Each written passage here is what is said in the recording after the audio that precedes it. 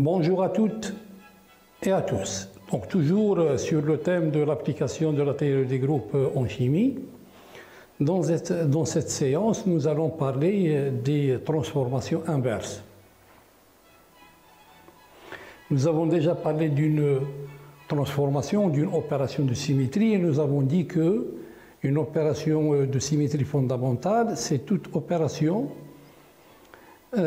qu'on peut faire subir à notre molécule et qui ne conduit à un arrangement identique à l'arrangement initial.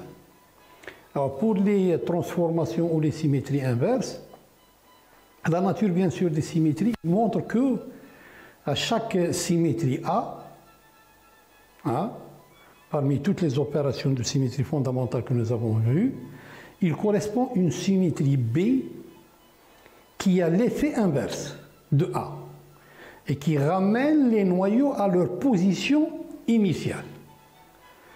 Donc la relation qui lie A et B, symétrique dans le sens que si B est la transformation qui a l'effet inverse de A, alors la transformation A sera la transformation qui aura l'effet inverse de B.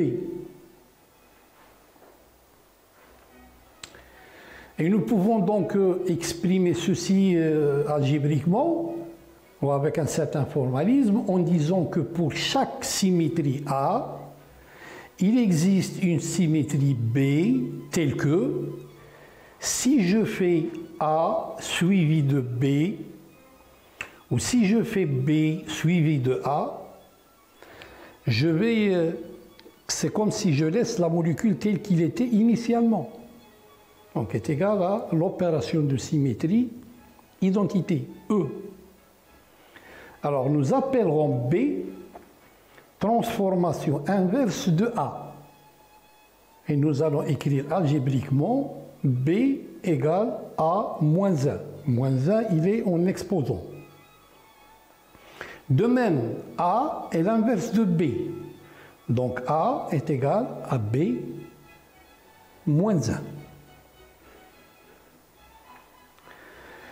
Avec cette notation, la transformation inverse A moins 1 est la transformation telle que A moins 1 suivi de A le même effet que A suivi de A moins 1 et c'est équivalent à l'opération identité.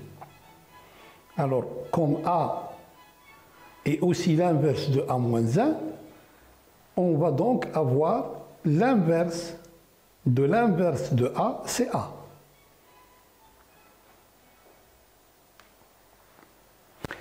Pour la symétrie identité, la symétrie inverse de la symétrie identité, c'est elle-même.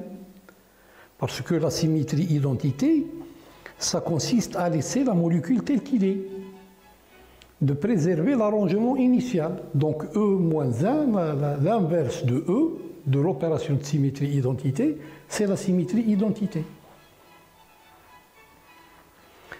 Pour la symétrie de rotation, la symétrie inverse d'une rotation d'ordre n par rapport à un axe Cn est une rotation par rapport au même axe dans le sens contraire. C'est-à-dire, c'est une rotation d'un angle moins alpha, c'est-à-dire moins de pi sur n. C'est question de sens. Si la rotation Cn consiste à tourner par exemple dans ce sens-là, par rapport à l'axe Cn, l'opération inverse, c'est tourner dans le sens inverse. Avec Cn, suite à la rotation A, il vient en B. La rotation inverse, B, il vient en A.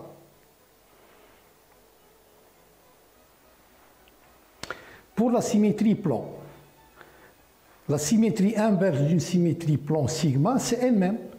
Parce que par rapport à un plan, l'image de A, c'est B.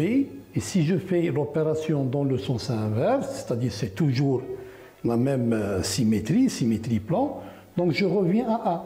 Donc l'inverse d'une opération de symétrie, d'une réflexion par rapport à un plan, c'est toujours c'est elle-même. La symétrie point. La symétrie inverse d'une symétrie point qui est notée I, c'est elle-même. Parce que vous voyez le point A, par cette opération de symétrie, il vient en B. Si je fais l'opération une deuxième fois, je reviendrai à A. Donc j'ai I fois I est égal à E. Ça veut dire que I moins 1, c'est I. Donc c'est elle-même.